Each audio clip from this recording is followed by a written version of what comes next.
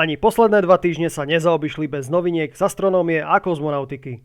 Vítajte pri nových Kozmonews krajskej hvezdárne, ktoré budú aj tento raz nie len zo sveta, ale tiež z našej krajskej hvezdárne v Michalovciach.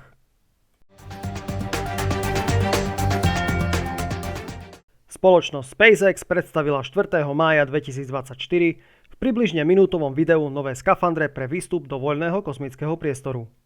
Obleky nesú názov SpaceX Extravehicular Activity Suit, skrátene EVA Suit. V mnohom pripomínajú obleky, ktoré SpaceX využíva pri letoch Crew Dragon. Inovácia je však zreteľná najmä v technológii. Už na prvý pohľad si snáď každý všimne vylepšený priezor, ktorý disponuje najmodernejším zobrazením HUD, ktoré informuje svojho nositeľa o celkovom stave skafandru.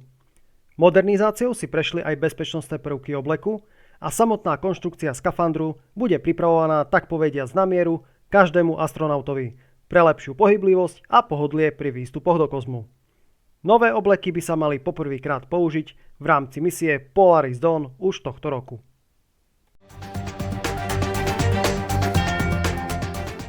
Z 10. na 11. mája 2024 sme aj na východnom Slovensku opäť mohli pozorovať polárnu žiaru. A nie hociakú. Spôsobená bola geomagnetickou búrkou so silou G5, čo bola najintenzívnejšia búrka za posledných 19 rokov. Polárna žiara bola tak intenzívna, že ju bolo možné zahliadnuť aj v centrách slovenských miest. Ak ste túto polárnu žiaru nezastihli, nezúfajte. Tohtoročná slnečná aktivita nám prognozuje ešte minimálne niekoľko ďalších geomagnetických búrok a pravdepodobne aj polárnych žiar viditeľných z nášho územia. Indická vesmírna agentúra rozvíja plány pre svoju misiu Chandrayaan-4, ktorá má zozbierať vzorky z mesačného povrchu a návratovou kapsulou ich doviesť na Zem.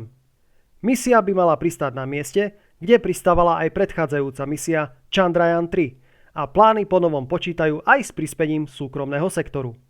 Chandrayaan-4 bude komplexnou misiou so štartom 2 nosných rakiet konfigurácie PSLV a LVM-3 so súbormi modulov, ktoré zabezpečia zber vzoriek aj ich dopravenie na našu planétu. Misia by sa podľa predikcií nemala spustiť skôr ako v roku 2028.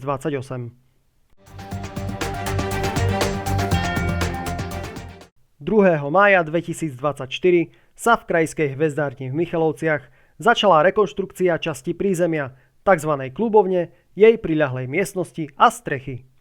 Už dlhšiu dobu išlo o problémovú časť budovy, ktorá, keďže ide o pôvodnú časť Musonovho domu, si už zaslúžila revitalizáciu.